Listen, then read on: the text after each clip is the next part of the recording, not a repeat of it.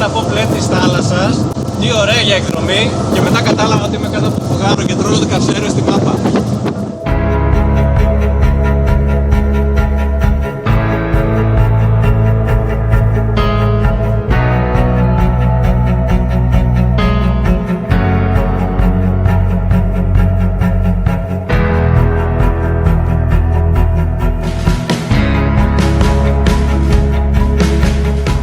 Ήλιος, ζέστη, μπλε της θάλασσας, τι καλύτερο να πάμε σε ένα νησί. Ποιο νησί? Σκύρο.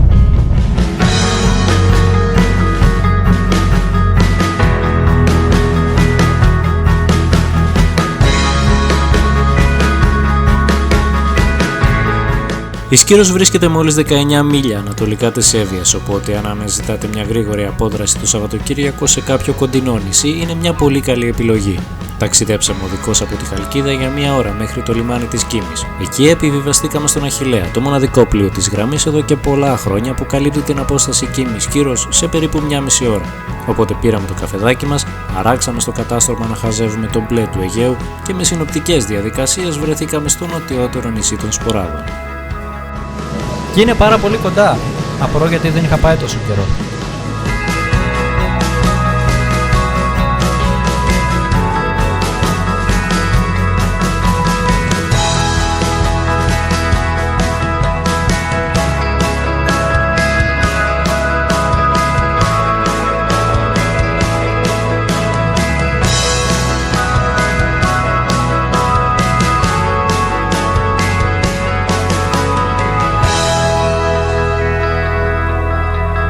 Κυρίες και κύριοι, καλώς ήρθατε στη Σκύρο.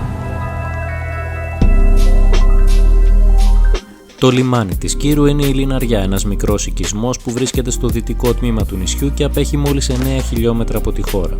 Στο λιμάνι της Λιναριάς θα βρείτε εκτός από τα όμορφα λευκά σπίτια, μαγαζιά, καφετέριες, αλλά κυρίως φημισμένα θαλασσινά ημέρας, κάτι που βάλαμε στο πρόγραμμά μας να δοκιμάσουμε αργότερα. Εμείς θα μείνουμε στο Μόλο, σε μία από τις πιο γνωστές παραλίες του νησιού στην ανατολική πλευρά, δίπλα στη χώρα. Οπότε ξεκινήσαμε για το ξενοδοχείο να αφήσουμε τα πράγματά μας και να αρχίσουμε την εξερεύνησή μας στο νησί.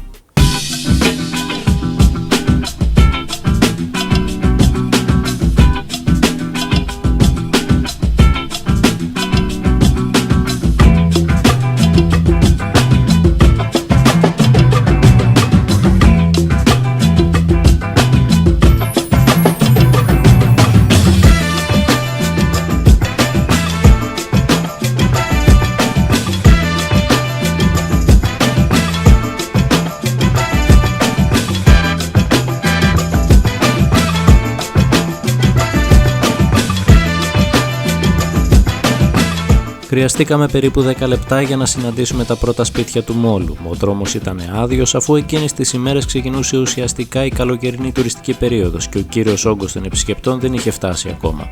Οπότε ήταν και μια καλή ευκαιρία να γυρίσουμε το νησί με ησυχία στο λίγο χρόνο που είχαμε. Φτάνοντας στο διαμέρισμα, μας υποδέχτηκαν ο Σωτήρης και η Γεωργία, οι οποίοι έχουν κάνει ομολογουμένως εξαιρετική δουλειά. Μας έκαναν να αισθανθούμε πραγματικά σαν να είμαστε στο εξοχικό μας και μας έδωσαν και πληροφορίες για το νησί και τα μέρη τα οποία μπορούμε να επισκεφτούμε. Μη θέλοντας να χάσουμε άλλο χρόνο, ξεκινήσαμε για να κάνουμε τον κύκλο της Σκύρου.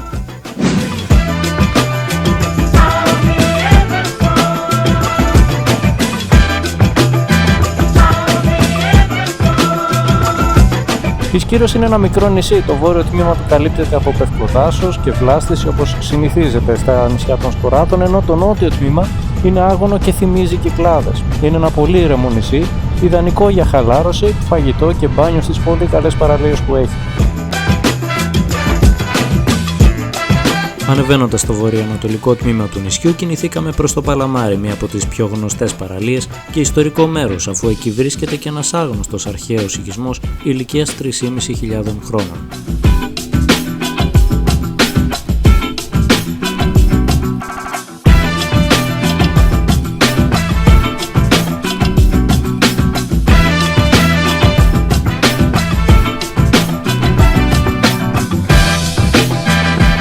Φεύγοντας από το Παλαμάρι, περάσαμε το αεροδρόμιο του νησιού και κινηθήκαμε προς τη δυτική πλευρά. Το κεντρικό οδικό δίκτυο είναι γενικά σε αρκετά καλή κατάσταση και εύκολα μπορεί κάποιος μέσα σε μία ώρα και κάτι να γυρίσει και να δει όλη τη Σκύρο.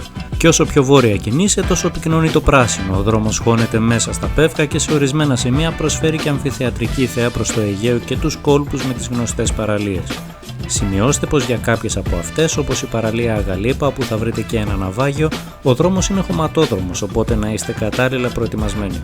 Σε όλο το δυτικό τμήμα, κατά μήκος της ακτογραμμής, θα βρείτε και άλλες πολλές παραλίες, όπως η Κύρα Παναγιά, η Ατσίτσα, το Αχίλιο και ο Άγιος Φωκάς.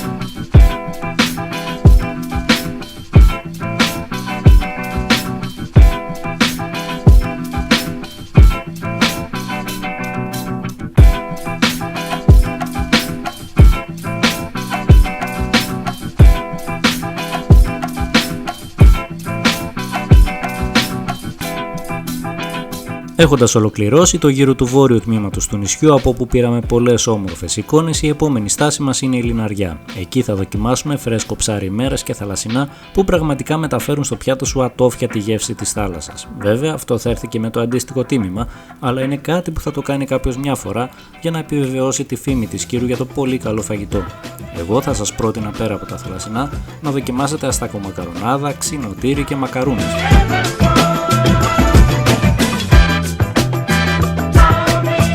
Έχοντας ανακτήσει δυνάμεις, η εξερεύνησή μας θα επικεντρωθεί στην ευρύτερη περιοχή της χώρας. Ακολουθήσαμε τον ίδιο δρόμο με αυτόν όταν φτάσαμε στο νησί και σύντομα βρεθήκαμε στα Πουριά για να δούμε ένα από τα πιο πολυφωτογραφημένα σημεία της Σκύρου.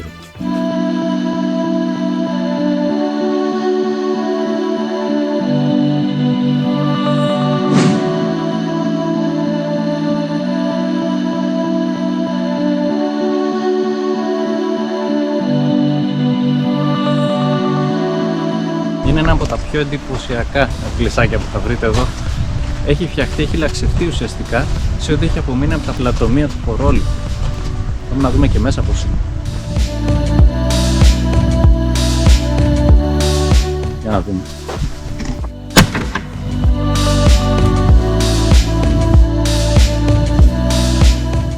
Δηλαδή αυτό όλο εδώ ακριβώς από πάνω είναι πορόλιθος και τους σκαλίσανε εδώ μέσα.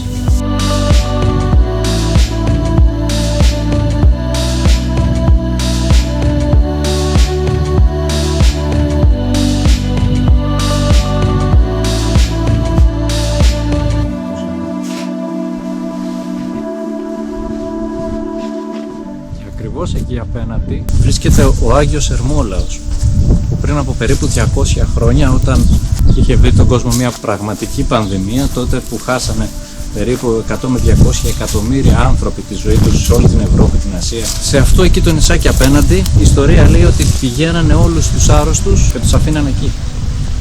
Ομορφιά, μοναδικότητα και ιστορία ταυτόχρονα.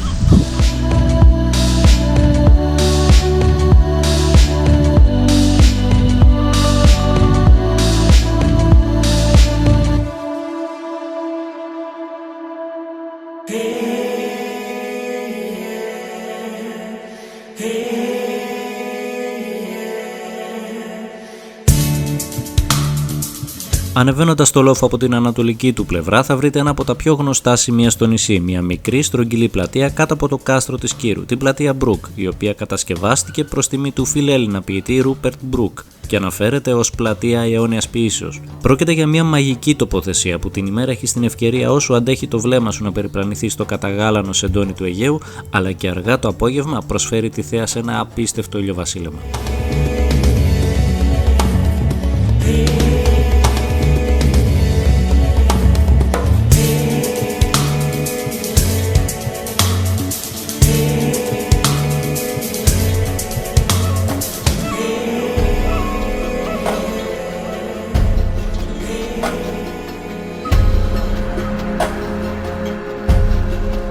Από Από εκεί πέρασαμε στο κάστρο της Σκύρου, που ο μύθος λέει πως εδώ κρύφτηκε ο Αχιλλέας προσπαθώντας να αποφύγει τον Τροϊκό πόλεμο. Η καστροπολιτεία διαιρείται σε δύο επίπεδα. Στο πρώτο επίπεδο, περνώντας την κεντρική πύλη, θα συναντήσουμε το μοναστήρι του Αγίου Γεωργίου, που είναι και ο πολιούχος της Σκύρου.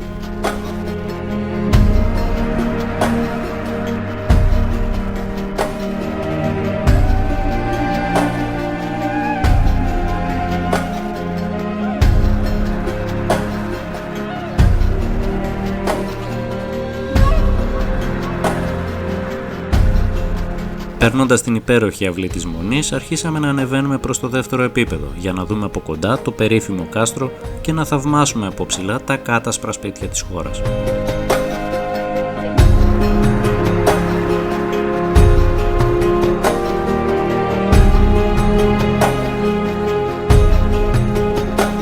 Βρισκόμασταν στο ψηλότερο σημείο της χώρας της Σκύρου, μια διαδρομή λίγο κουραστική, ειδικά το καλοκαίρι με τη ζέστη, αλλά φτάνοντας εκεί αναπνέεις πραγματικά την ιστορία του νησιού.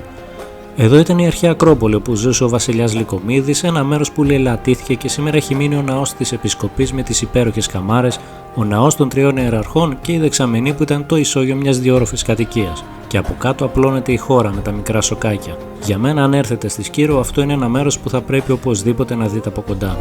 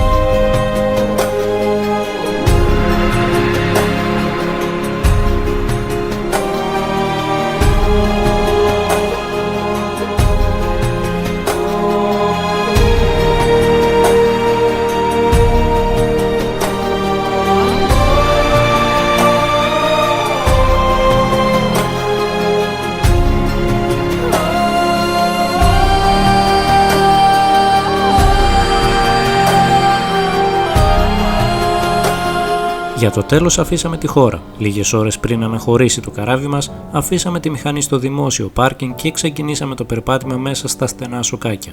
Τα σοκάκια αυτά στην τουριστική περίοδο είναι γεμάτα από κόσμο, αφού η χώρα είναι πολύ ζωντανή. Παλαιότερα έχω έρθει και την περίοδο της αποκριάς, όπου οι περίφημοι κουδουνάδες βγαίνουν στους δρόμους και δημιουργούν μια πραγματικά μοναδική ατμόσφαιρα. Είναι ένα έθιμο που οι γέροι παλαιότερα αλλά και πιο νέοι σήμερα, με τον θόρυβο των κουδουνιών που φορούν, αποτρέπουν τα δαιμόνια και το κακό και εξορκίζουν την καταστροφή.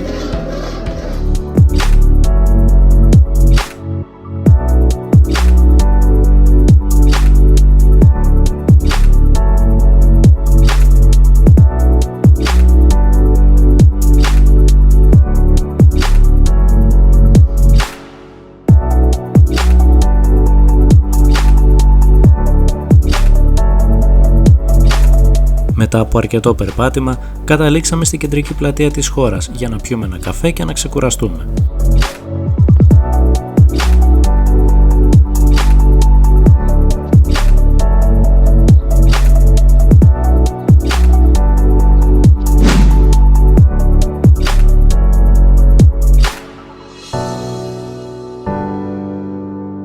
Η Σκύρος γενικά είναι ένα ιδιαίτερο νησί, ένα μέρος ιδανικό για να ηρεμήσεις και να περάσεις χαλαρό στις διακοπές σου, αλλά και ένα Σαββατοκύριακο οποιαδήποτε εποχή του χρόνου. Μέχρι πριν από λίγα χρόνια θεωρούταν ένας προορισμός μακριά από το μαζικό τουρισμό και γι' αυτό έχει κρατήσει την απλότητα και την ηρεμία. Η ομορφιά του νησιού βρίσκεται στις παραλίες και το καλό φαγητό, και αυτό σε συνδυασμό με την εύκολη πρόσβαση το κατατάσσουν πλέον στους δημοφιλείς προορισμούς του Αιγαίου.